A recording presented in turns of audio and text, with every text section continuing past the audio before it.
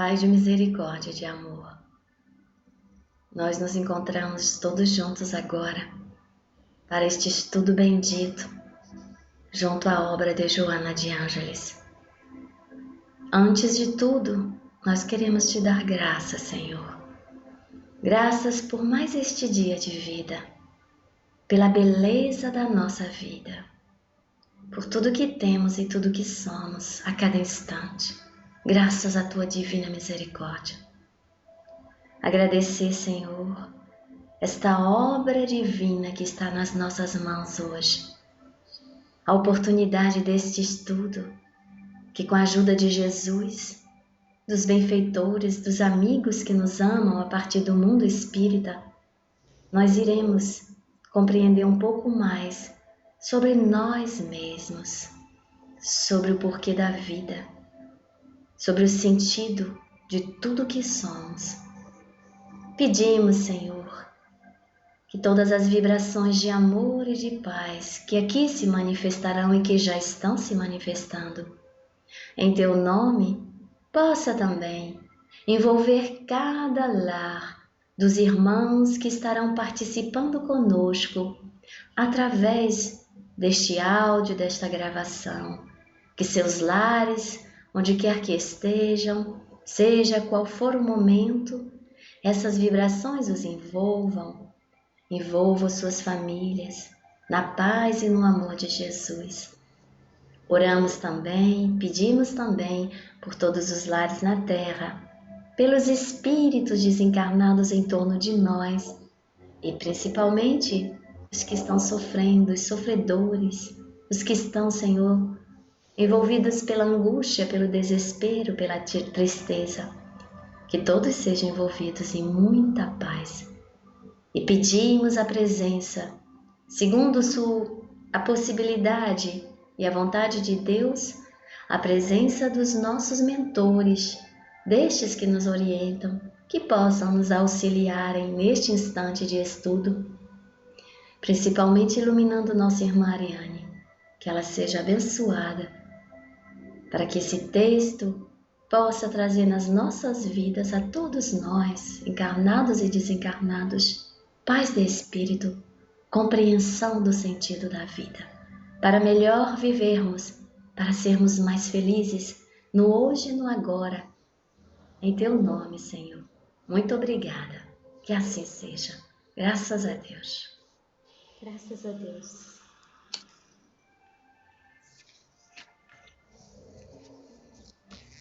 Então, o nosso estudo do dia de hoje é o livro Plenitude, do Joana de Ângeles Espírito, pela psicografia de Divaldo Franco.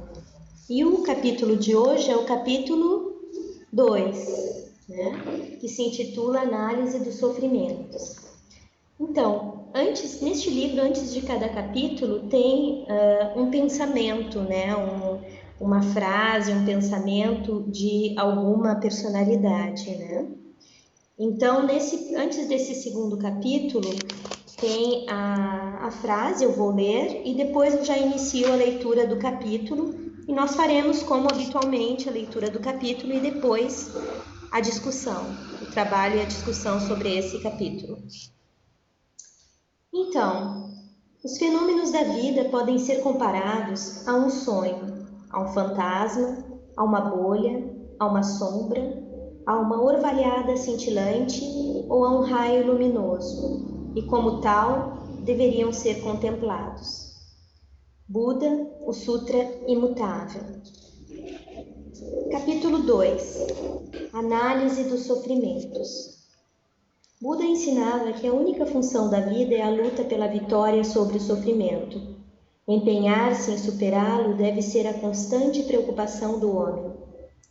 Após tentá-lo mediante o ascetismo mais austero e as disciplinas mais rígidas, o jovem Gautama afastou-se do monastério com alguns candidatos desanimados e foi meditar calmamente, logrando a iluminação. Estabeleceu a teoria do caminho do meio para alcançar a paz. Nem mais a austeridade cruel, nem as dissipações comuns, mas o equilíbrio da meditação.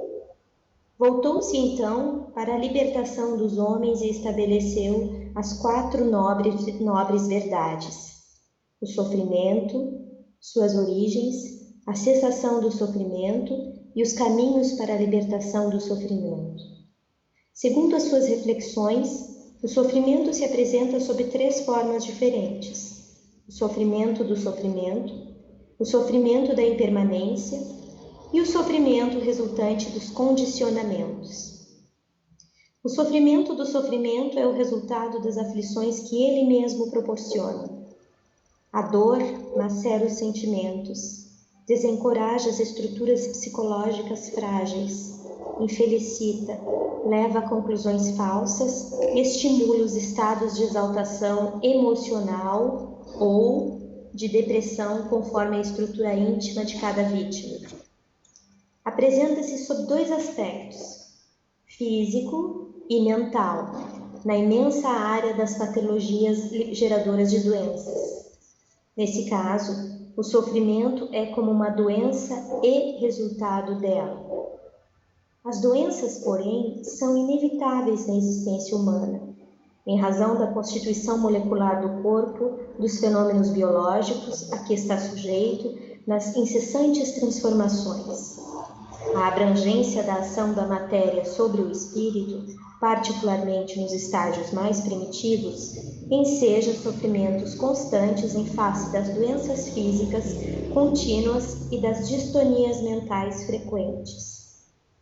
A semelhança do buril agindo sobre a pedra bruta e lapidando-a, as doenças são mecanismos buriladores para a alma despertar as suas potencialidades e brilhar além do vaso orgânico que a encarcera. Nessa área, a ciência médica alcançou um elevado patamar do conhecimento, debelando antigas enfermidades que dizimavam milhões de existências e alucinavam multidões. A lucidez do diagnóstico, a habilidade cirúrgica, a farmacopeia rica e as diversas terapias alternativas têm contribuído com um grande contingente de socorro para atender os enfermos.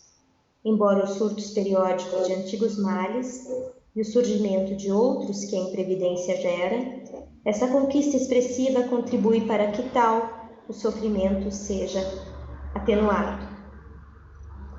Nas áreas das psicopatologias, a visão humana é hoje mais benigna do que no passado, considerando o enfermo mental um ser humano, e como tal prossegue, ainda que momentaneamente tenha perdido a identidade, o equilíbrio, com o direito de receber assistência, oportunidade e amor. Multiplicaram-se, lamentavelmente, porém, os distúrbios existenciais, comportamentais, na área psicológica, nascendo a chamada geração neurótica perdida, no mare magnum das vítimas do sexo em desalinho, das drogas alucinantes, da violência e agressividade urbanas, do cinismo desafiador. Avanços tecnológicos não bloquearam os corredores do desespero. A cultura hedonista, fria em relação aos valores morais, e as guerras contínuas fomentaram o medo, a insatisfação, o desespero, as fugas emocionais. A juventude insegura tornou-se-lhe a grande vítima a um passo da depressão, da loucura, do suicídio. Ao lado das diversificadas patologias desesperadoras do momento, os fenômenos psicológicos de desequilíbrio alastram-se incontroláveis.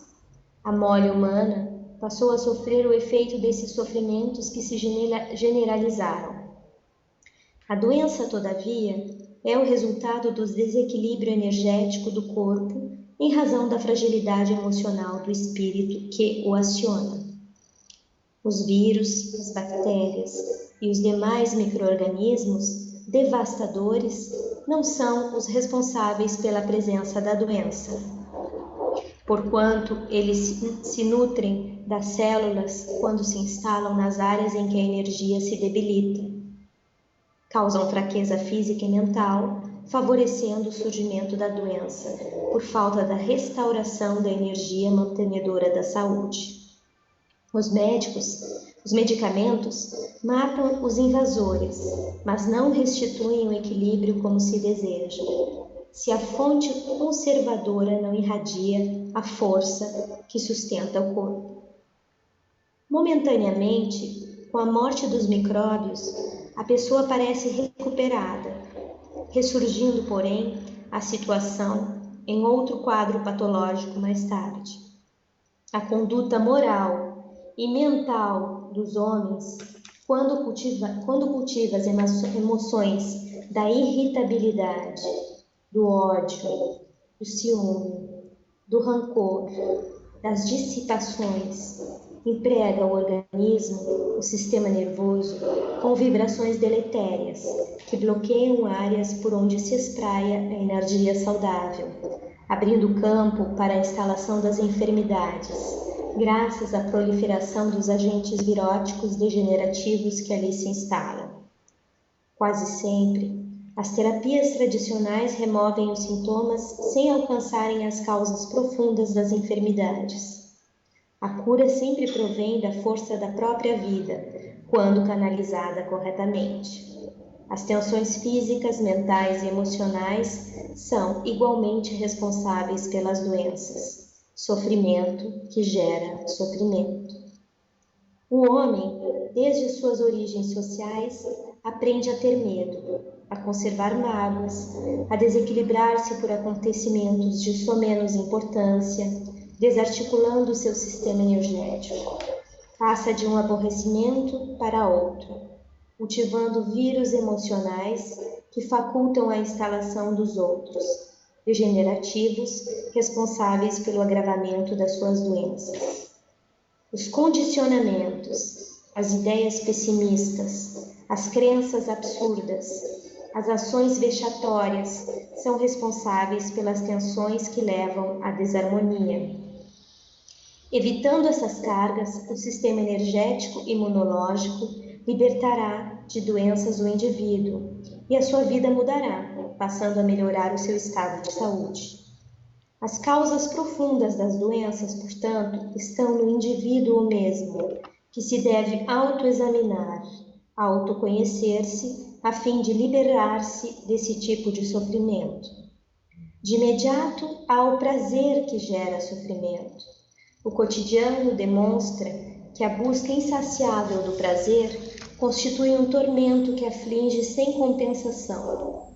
Quando se tem a oportunidade de fruí-lo, constata-se que o preço pago foi muito alto e a sensação conseguida não recebeu retribuição correspondente. Ademais, há aquisições que proporcionam prazer em um momento para logo se transformarem em dores acerbas. E o responsável por esse resultado é a ilusão. A maioria dos sofrimentos decorre da forma incorreta porque a vida é encarada. Na sua transitoriedade, os valores reais transcendem ao aspecto e à motivação que geram prazer.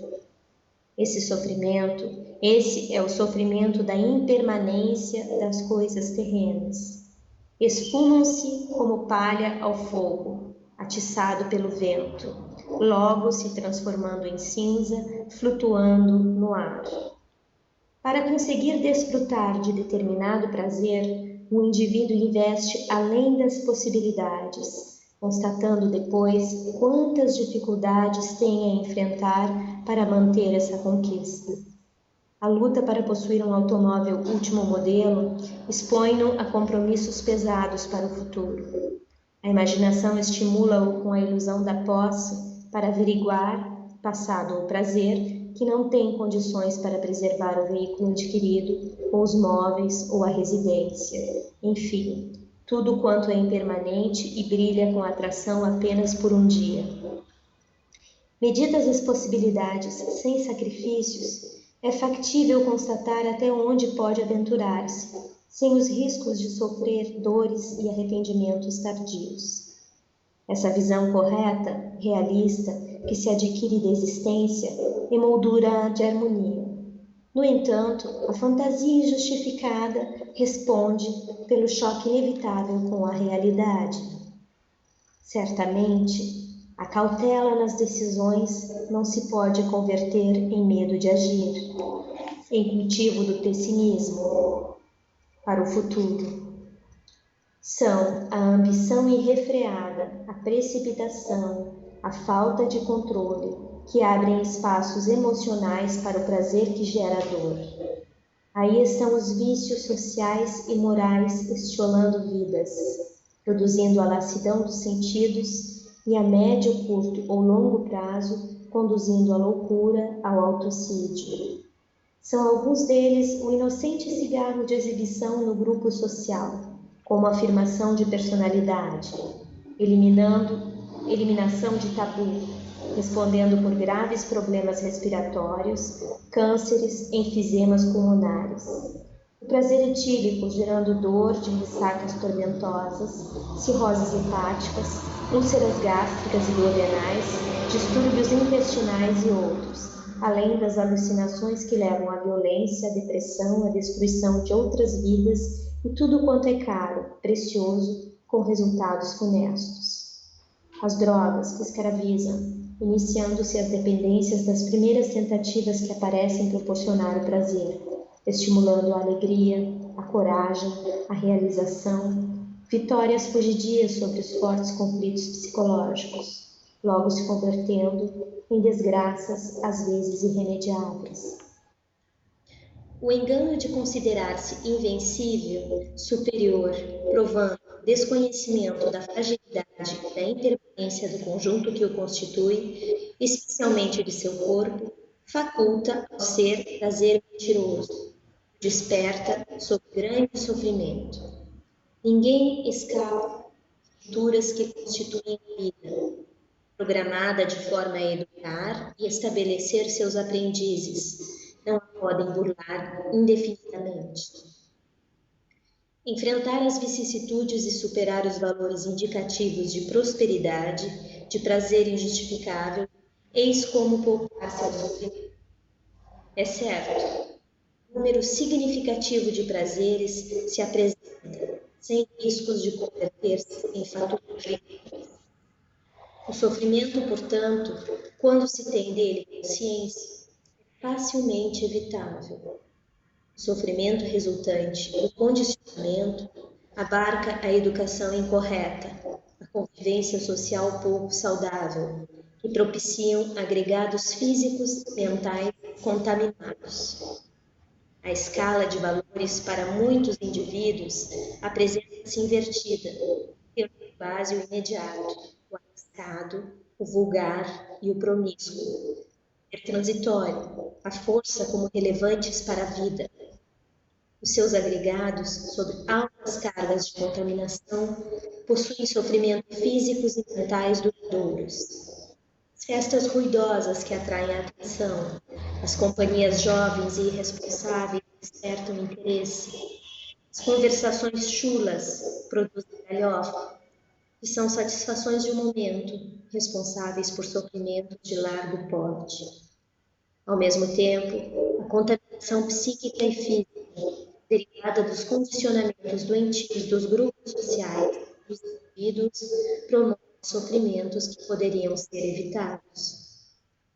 A irradiação mórbida de uma pessoa enviando a outra energia negativa termina por contaminá-la, caso esta não possua fatores defensivos, reagentes, que procedam de sua conduta mental e moral modificante.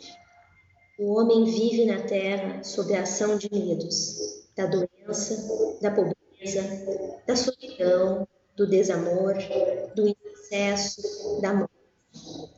Essa conduta é resultado de seu despreparo para os fenômenos normais da existência, que deve encarar como processo da evolução.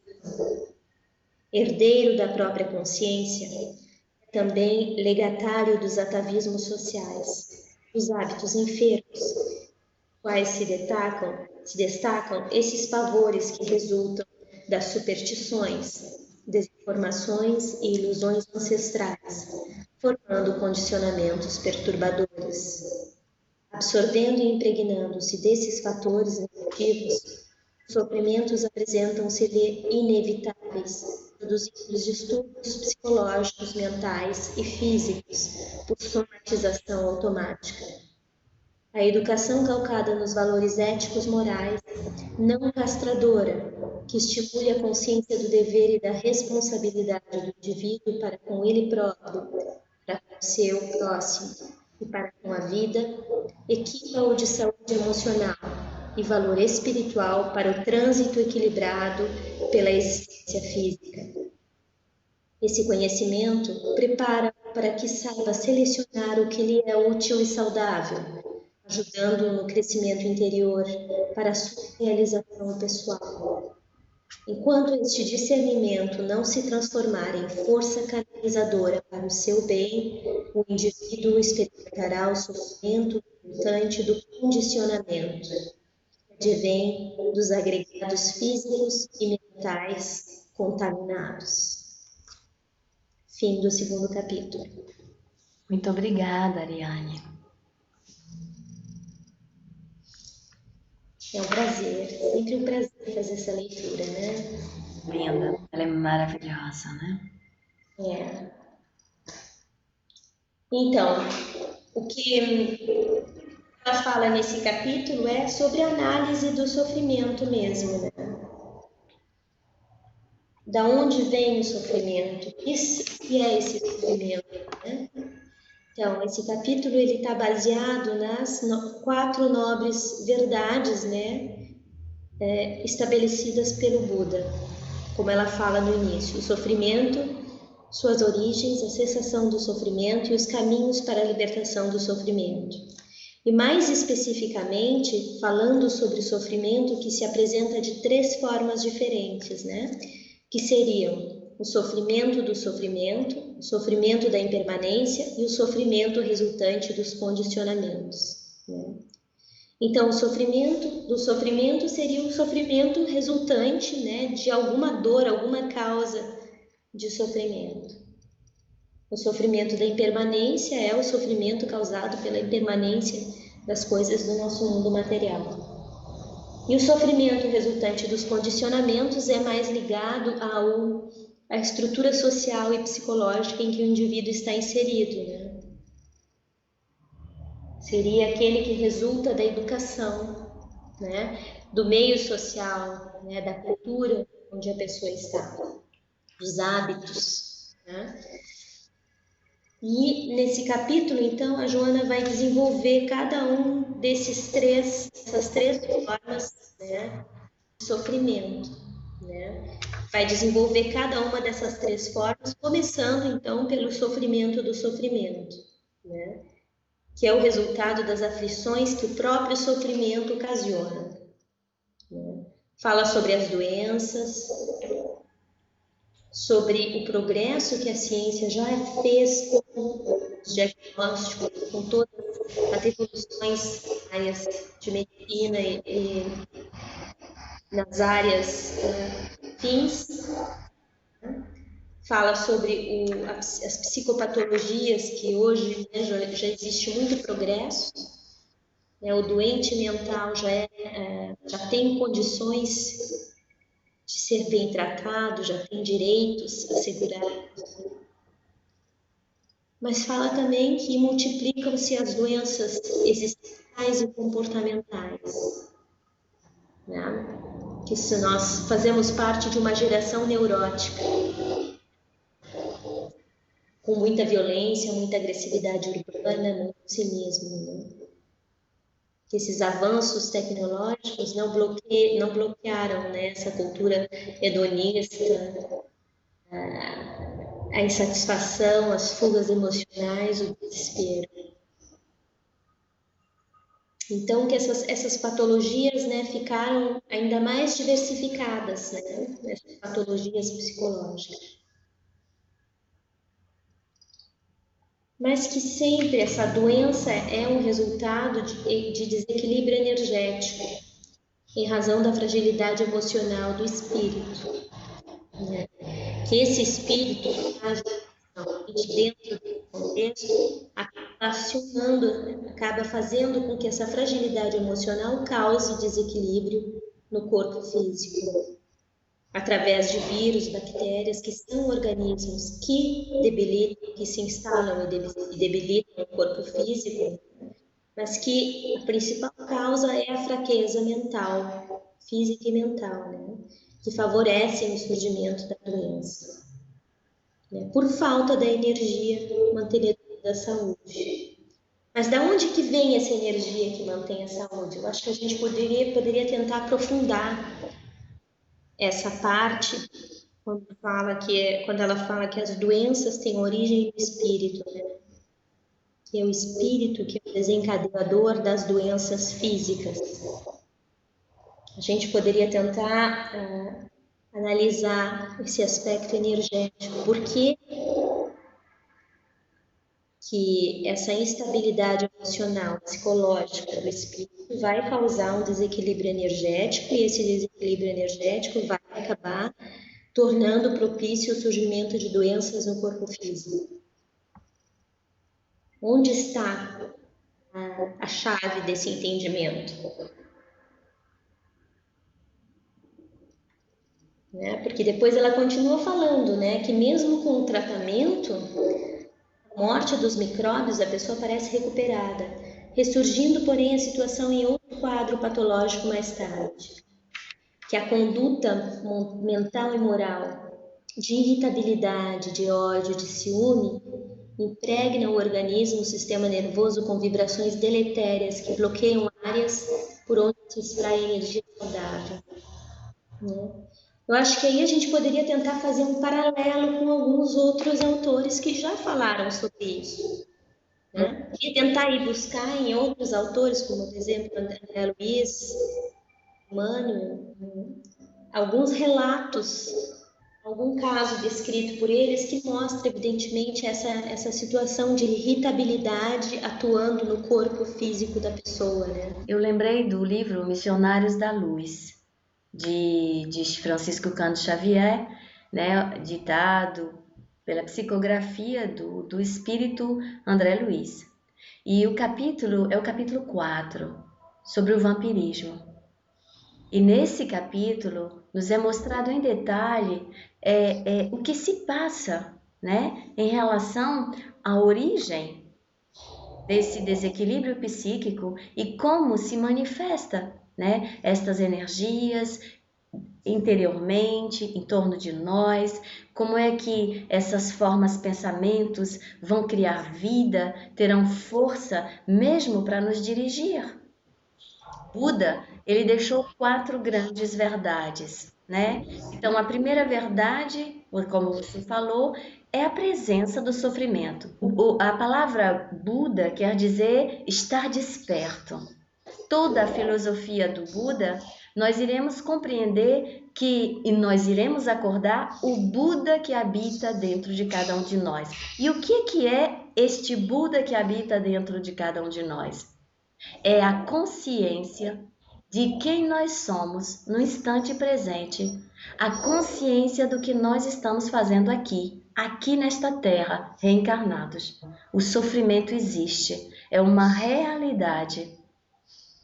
Porque enquanto não admitirmos ou conhecermos a nossa real realidade, nada poderemos fazer para transformá-la. Então, por isso, o Buda vem trazendo esse ser que se chamava Gautama, né?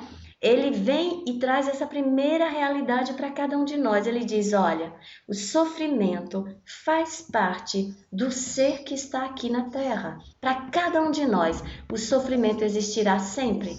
Porque nós nascemos, nós morreremos. Durante a nossa existência, a doença, a velhice, todos os desafios aparecem para o rico e para o pobre, para o bonito e para aquele que a gente considera menos bonito, né? Que não tem beleza. Então, ele primeiro nos leva à consciência, quer dizer, estar no instante presente e sentir e observar essa realidade. A segunda grande verdade dentro do budismo, como você falou, como a Joana mostra aqui, é qual é o caminho que leva ao sofrimento.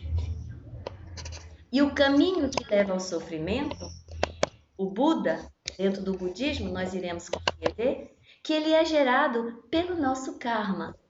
O que é karma? Karma é ação. O que é ação? É uma energia que nós manipulamos a cada instante, a cada minuto, e que gera nossos atos, pensamentos, palavras e ações.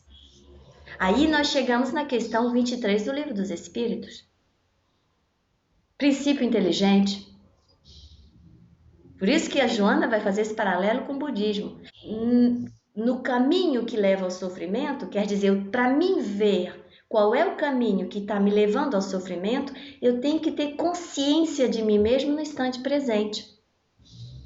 E aí, tendo consciência, eu vou observar que existe essas vidas inumeráveis, como diz em Missionários da Luz André Luiz, no capítulo 4, sobre o vampirismo, essas vidas inumeráveis que se manifestam em torno de nós e que são as formas pensamentos direcionadas e orientadas pelo nosso pensamento.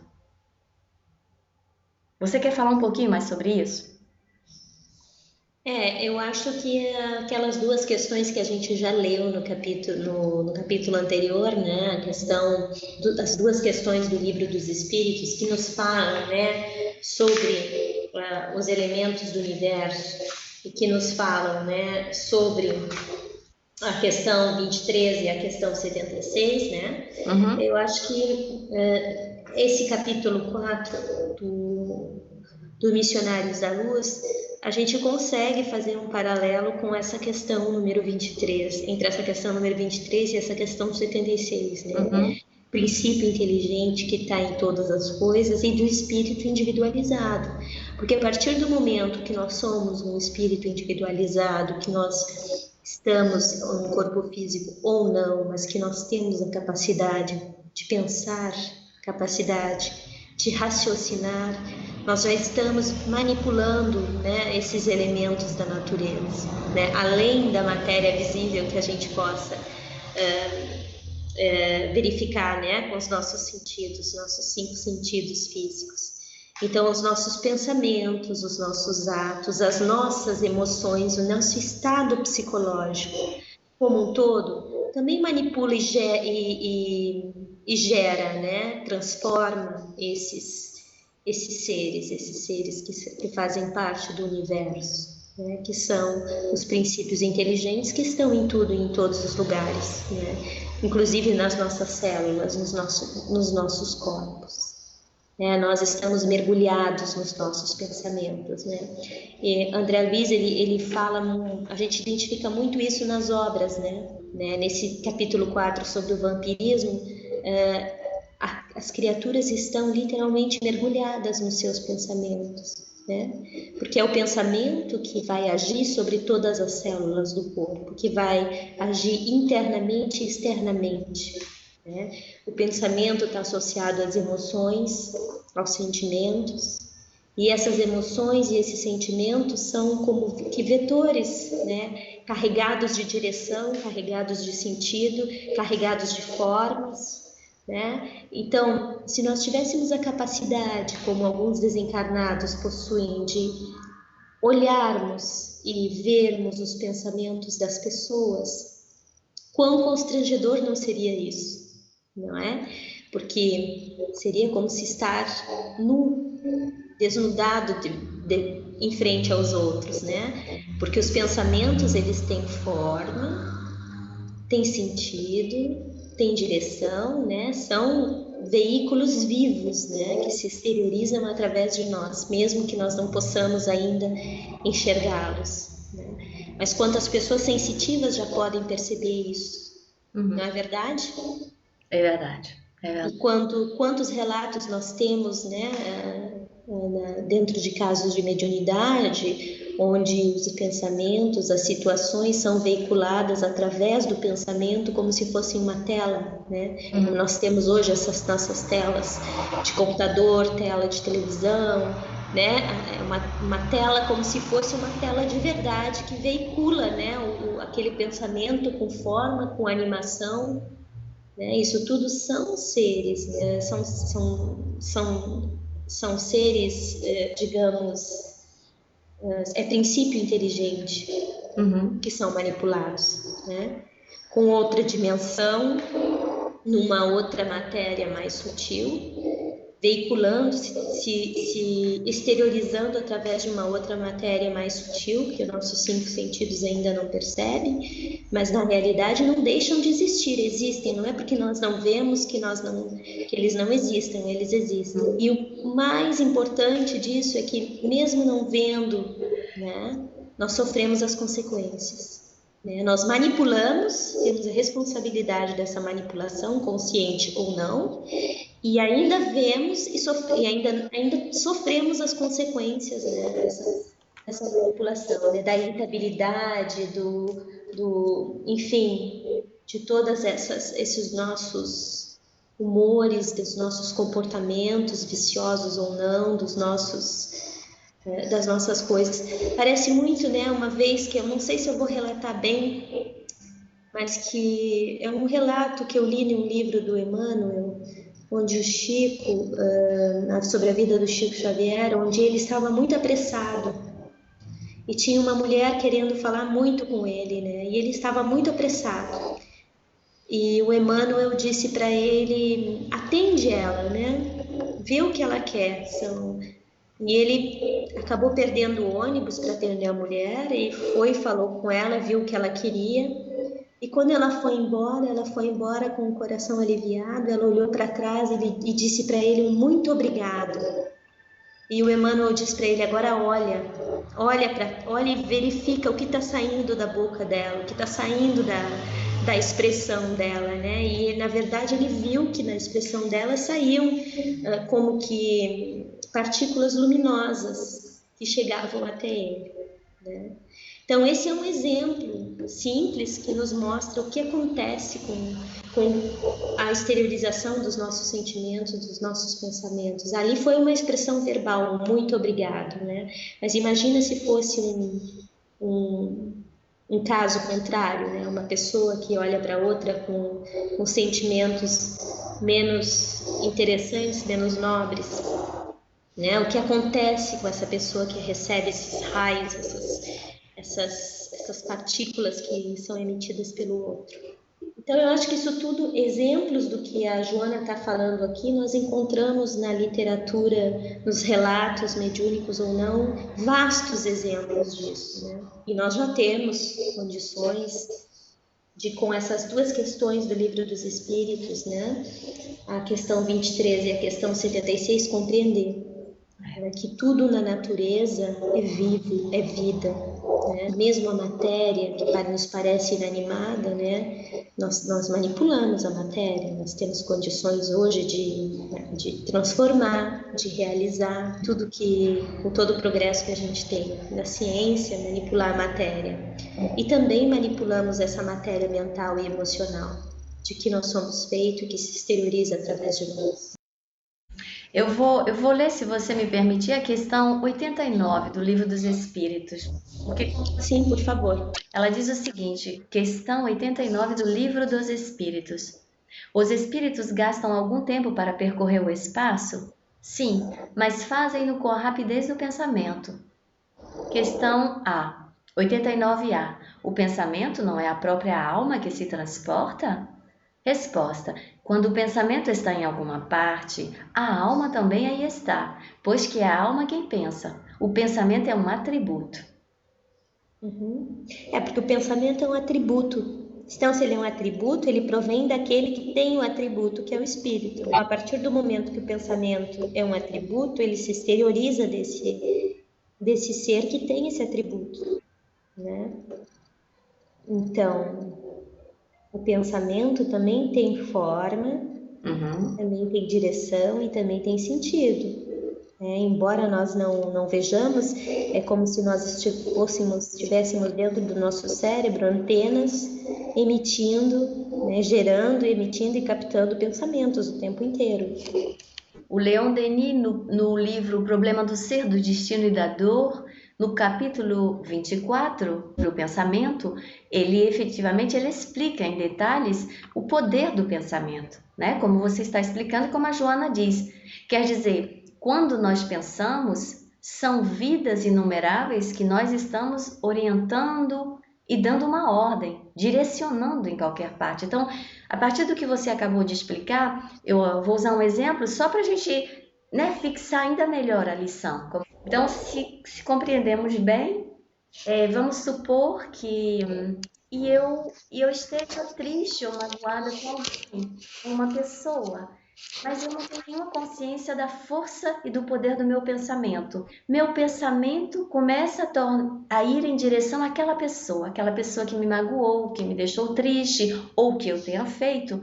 E sem perceber, eu começo a rememorar tudo que a gente está vivenciando, o que vivenciou, e começa aquelas emoções, as sensações estar em mim de maneira negativa em relação a essa pessoa. Estando na ignorância do que é o pensamento, isso quer dizer para mim, somente um pensamento não tem consequência nenhuma. Mas se eu analisar, então, a partir do que você acabou de dizer, em função do texto da Joana, isso quer dizer que, quando eu estou pensando, eu estou convidando pela lei de afinidade e a lei de atração que rege o cosmos, eu estou convidando essas energias, essas vidas inumeráveis que são orientadas por um ser pensante que sou eu, e eu estou orientando elas para que elas façam exatamente o que eu estou pensando. Então, se eu estou, por exemplo, com raiva da pessoa, se eu desejo que essa pessoa sofra como eu estou sofrendo, eu desejo que ela pague o mal que ela me fez, essas energias que estão formando os meus pensamentos agora, elas farão exatamente, elas se manifestarão, porque eu estou convidando através da lei da afinidade, lá onde elas se encontram, elas vêm imediatamente, formam o pensamento em mim, quer dizer, começa em mim isso, né? Porque a raiz Claro. sou eu. Se manifesta em mim esse pensamento e com a velocidade da luz, ou muito mais rápido, essas energias vão até a pessoa, esses seres, essas consciências vão até a pessoa que eu pensei e a envolvem também com essa forma, pensamento, com essa mensagem, e a pessoa começa a pensar, a sentir, a vivenciar mesmo o que eu estou sentindo e desejando para ela. A primeira coisa que acontece é que você, a partir do momento que você começa a pensar, você já está mergulhada nesse pensamento, né? Essas formas que se exteriorizam, elas se adentram em você também, né? Não dá para esquecer que o pensamento, ele se exterioriza, mas nós estamos, todas as células do nosso corpo estão mergulhadas nos nossos pensamentos e sentimentos. Então, a primeira vítima aí é você mesmo. A dupla responsabilidade, né? De ter gerado esse pensamento, né? E de ter convidado todos esses seres que formam esse pensamento e estar direcionando eles nesse caminho. E ainda vai, claro, que a ligação mental, emocional, a outra pessoa, se já tem uma ligação, ninguém emite um pensamento desse sem que haja uma ligação com outra pessoa, né? Já existe a ligação emocional, moral, mental com a outra pessoa recebe imediatamente esse pensamento também. Aí vai depender, o efeito desse pensamento na outra pessoa vai depender da sua higiene mental, como essa pessoa está no momento, como essa pessoa se comporta moral e mentalmente, né? Se ela é uma pessoa que as portas todas mentais e emocionais estão abertas, é claro que esse pensamento vai adentrar e vai gerar uma irritabilidade, vai gerar um aborrecimento, mesmo que seja inconsciente na pessoa. Ao contrário, se essa pessoa é uma pessoa que tem hábitos morais, emocionais já mais elevados, já é uma pessoa que presta atenção na sua vida moral e emocional, é uma pessoa que cultiva uma vida mais elevada, né, com prece, com meditação, é uma pessoa que tem um coração bom, que faz coisas boas, que vive numa outra vibração, numa outra sintonia vibratória. E claro que esse pensamento bate e volta para você, né? De qualquer forma, ele vai voltar para você, né? Ele chega até outra pessoa, entra ou não, prejudica ou não, mas ele volta com certeza para aquele que emite, né? Isso é da lei. A Joana de Ângeles diz, por exemplo, nessa parte que você mesma, né, começou a falar, quando ela diz, por exemplo, que a doença, todavia, é resultado do desequilíbrio energético do corpo em razão da fragilidade emocional do espírito que o aciona. Os vírus, as bactérias e os demais micro-organismos devastadores não são os responsáveis pela presença da doença, porquanto eles se nutrem das células quando se instalam nas áreas em que a energia se debilita. Causam fraqueza física e mental, favorecendo o surgimento da doença, por falta da restauração da energia mantenedora da saúde. Ela diz: os medicamentos matam os invasores, mas não restituem o equilíbrio como se deseja, se a fonte conservadora não irradia a força que sustenta o corpo.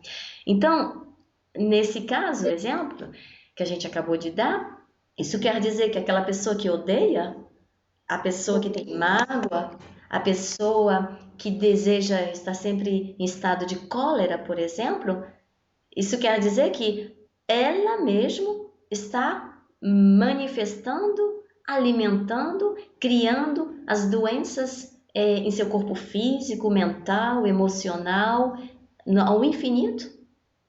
Exatamente. Exatamente, porque ela com o próprio comportamento emocional e mental, ela está desequilibrando os centros energéticos, os fluxos energéticos do corpo. E ela está se autoenvenenando. Isso funciona como se fosse um autoenvenenamento psíquico, né? O que ela acontece? Ela desequilibra essas energias. Com essas energias faltantes ou desequilibradas, é uma porta aberta para qualquer vírus, qualquer bactéria ou qualquer mesmo sintoma psíquico depressivo, né? E nós temos que considerar outra coisa também, né? A nossa vida atualmente é muito agitada, né? Todos nós temos muita agitação durante o dia. Acorda, vai para o trabalho. Quem tem criança tem que levar as crianças na escola, tem que buscar, né? Tem o trânsito, né? Tem os supermercados que a gente tem que fazer, que é um estresse, é lotado, né? Sempre tem as dores de cabeça do dia a dia, né? Os estresses do dia a dia, não é verdade? Uhum. É difícil a gente se acordar de manhã e ter um dia linear, tudo perfeito, né? Isso não existe mais, né? Acontece, a gente acorda de manhã, tem um planejamento para o dia e de repente esse planejamento não se cumpre. Uhum. Né? Acontecem imprevistos, a gente tem que administrar esses imprevistos. E como é a nossa postura mental e emocional diante disso? Né? Como a gente consegue lidar com isso? Né? Onde está aqueles mecanismos, ou como eu vou desenvolver os mecanismos para manter a minha calma, para ser uma pessoa estável, para ter uma tranquilidade em resolver os problemas, para não deixar a irritabilidade, o cansaço, né, as coisas que acontecem no dia a dia acabarem me afetando emocionalmente, psiquicamente. Né? Onde a gente busca tudo isso? Né? A gente pode ser uma pessoa que tenta ter uma vida equilibrada, que tenta ter uma vida emocionalmente estável, que tem uma vida moralmente correta, mas que, devido aos estresses do dia a dia, acaba perdendo a paciência na fila do banco, acaba perdendo a paciência no carro quando está no trânsito, né? Não sabe responder a uma pessoa, né, num órgão público, por exemplo, porque está estressado, porque está esperando demais. Né? Chega outro, tô na fila, vem e porque tal amigo vai furar a fila, eu já fico indignado, né? Então são coisas do dia a dia, né? Aonde a gente consegue buscar ferramentas e elementos para manter o nosso equilíbrio, para não se deixar afetar nessas pequenas coisas do dia a dia que nem são tão pequenas assim. Né? Se a gente for olhar, parece uma coisa fútil, uma coisa pequena, mas pode ter graves consequências, né? Pode desequilibrar todo o meu estado psicoemocional e eu chegar em casa e já provocar uma briga na minha família, já desestruturar todo o ambiente que estava preparado para ser um dia normal como qualquer outro, para eu chegar em casa feliz, desempenhar as minhas tarefas, né? Não é? Então, onde é que a gente busca essas ferramentas para isso? Como é que a gente aprende a não se deixar levar por esses tóxicos, como ela vai falar mais adiante, né? Por essas vibrações que nos causam tanto estresse. E não ter essa irritabilidade, não ter esse desequilíbrio. Essa é uma pergunta. Estou fazendo essa pergunta para você agora. Ah, tá. Então, se você me permitir, eu vou pegar o texto da Joana e tem um parágrafo que ela diz assim: Ademais, há aquisições que proporcionam prazer em um momento para logo se transformarem em dores acerbas. E o responsável por esse resultado é a ilusão. A maioria dos sofrimentos decorre da forma incorreta porque a vida é encarada. Na sua transitoriedade, os valores reais transcendem ao aspecto e à motivação que geram prazer. Esse é o seu sofrimento da impermanência das coisas terrenas. Então, para responder à sua pergunta, o que eu sinto, né, o que eu consigo sentir ou observar, eu vou pegar as 4 verdades do Buda, do budismo, né, as 4 nobres verdades do budismo. Na primeira, eu constato que existe o sofrimento na vida de todos nós.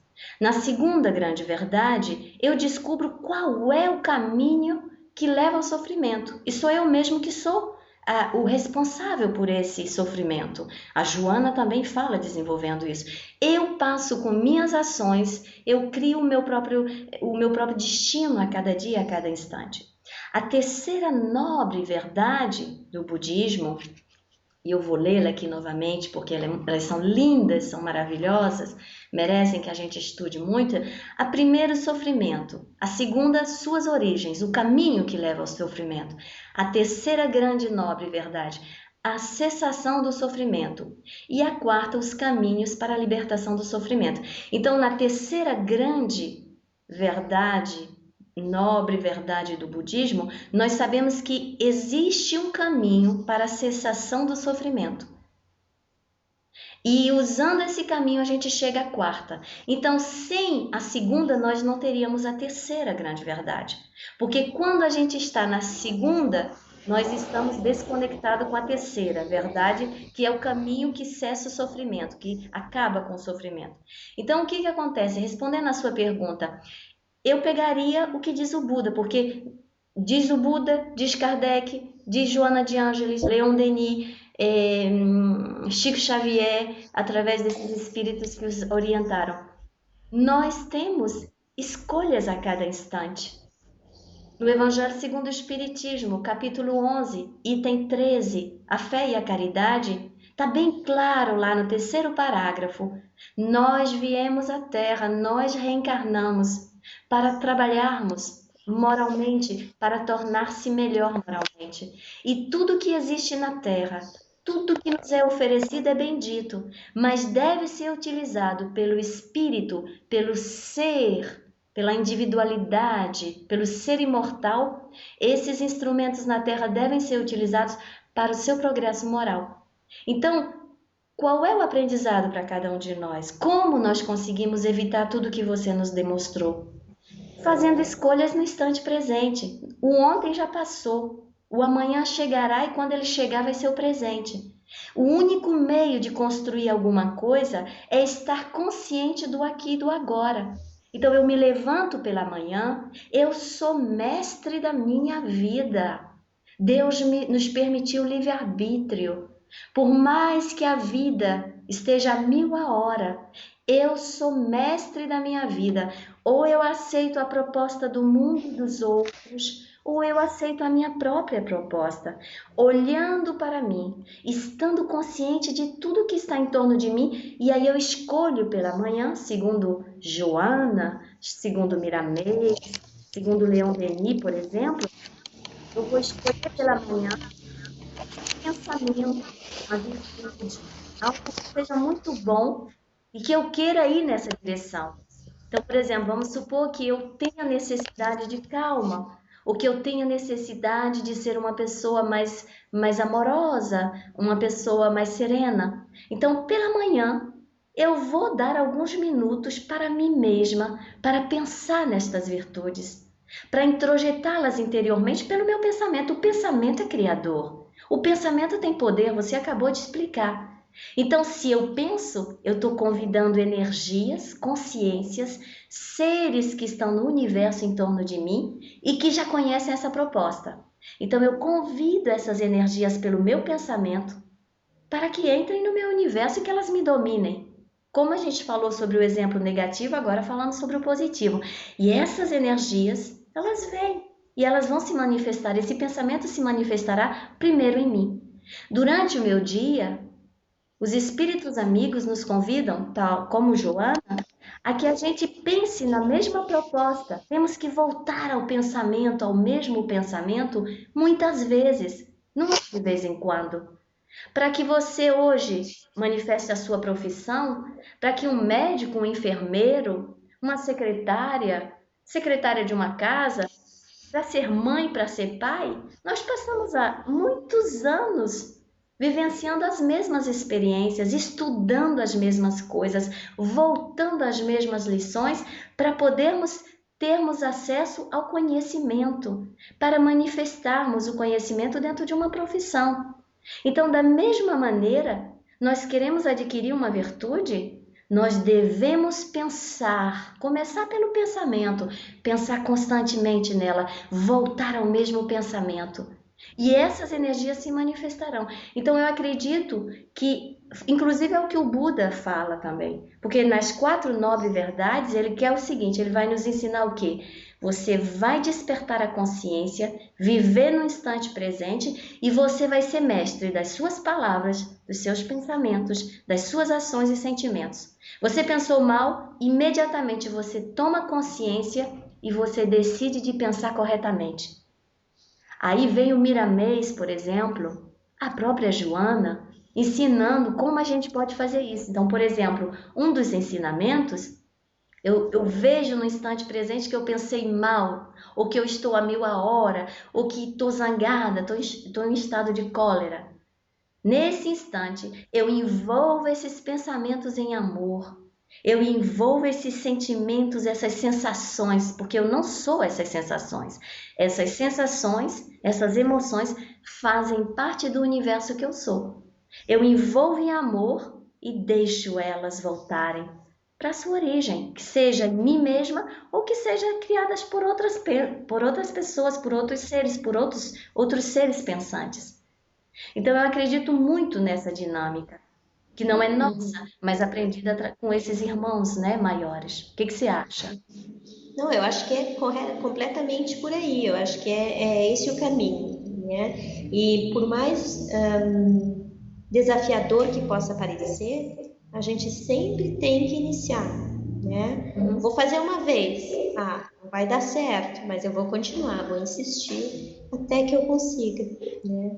Até que eu consiga ficar na fila do banco sem me irritar, até que eu consiga deixar o motorista que está apressado passar. Se ele quiser fechar a minha frente, não tem problema, ele vai com Deus, que Deus o leve, né?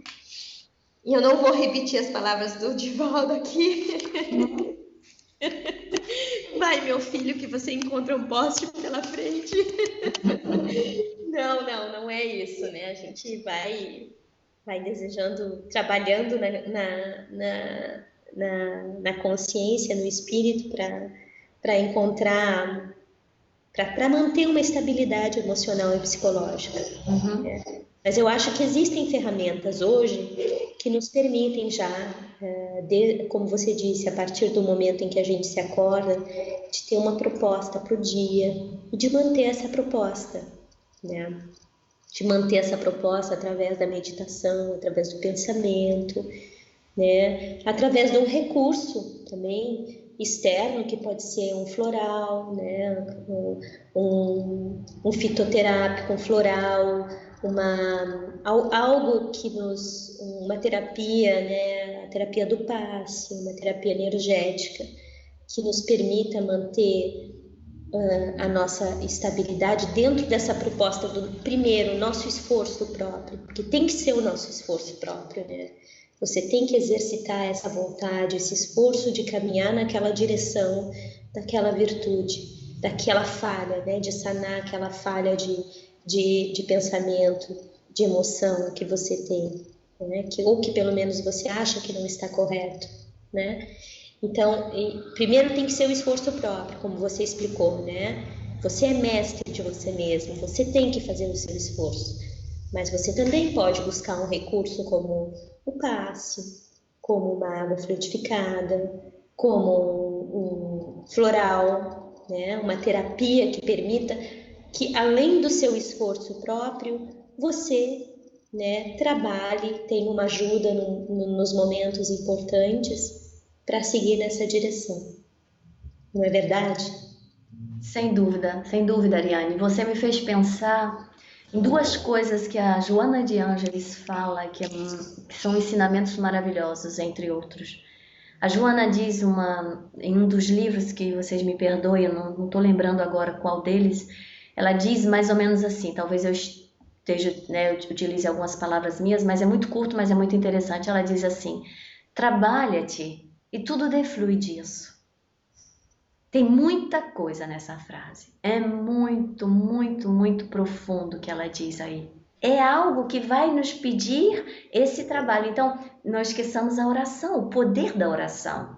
Não é verdade? Todos nós podemos orar. A alegria de viver.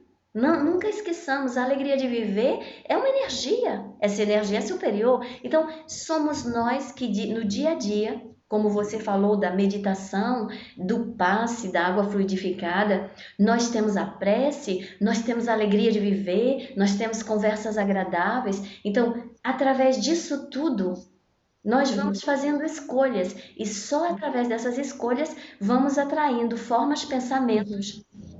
Não esquecendo da música também, da importância da música na vida da gente. Como é bom ouvir uma música tranquila, ouvir uma música que nos relaxa, que nos traz boas vibrações, né? Exatamente. Muito importante, né? Hoje em dia nós temos tantos recursos, né? Exatamente. Os recursos não estão aí em abundância para que a gente utilize-os, né?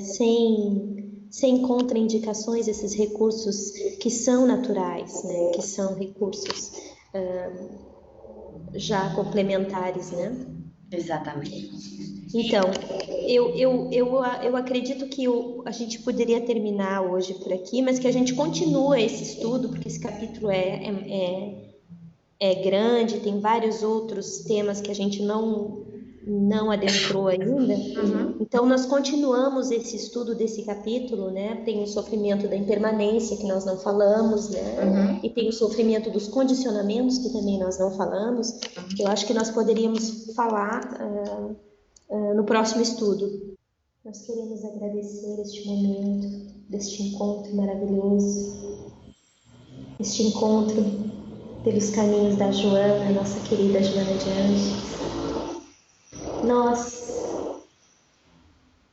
duas amigas, duas almas amigas, que tão modestamente nos propomos, dentro das nossas limitações, das nossas ainda imperfeições, dos nossos desafios, a estudarmos esse livro tão maravilhoso, Plenitude, na busca da compreensão do sofrimento, na busca da iluminação de cada uma de nós.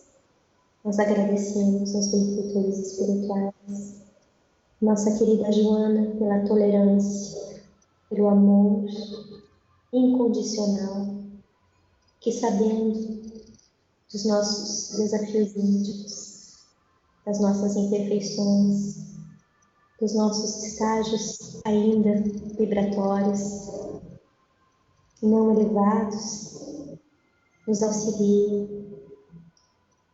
através do estudo desse livro. Agradecemos a todos aqueles que compartilham esse estudo conosco, que nos orientam. E agradecendo infinitamente ao nosso irmão maior, a Jesus, nosso mestre, que possa nos inspirar a cada instante e em cada dia. Que nós possamos, com muita alegria, com muita felicidade, com o sol nascente nos nossos corações, continuarmos esses estudos sempre com alegria, com responsabilidade, com muita felicidade. Muito obrigada a tudo e a todos. Desejamos muita paz. Assim seja. Assim seja. Graças a Deus. Muito obrigada, Ariane.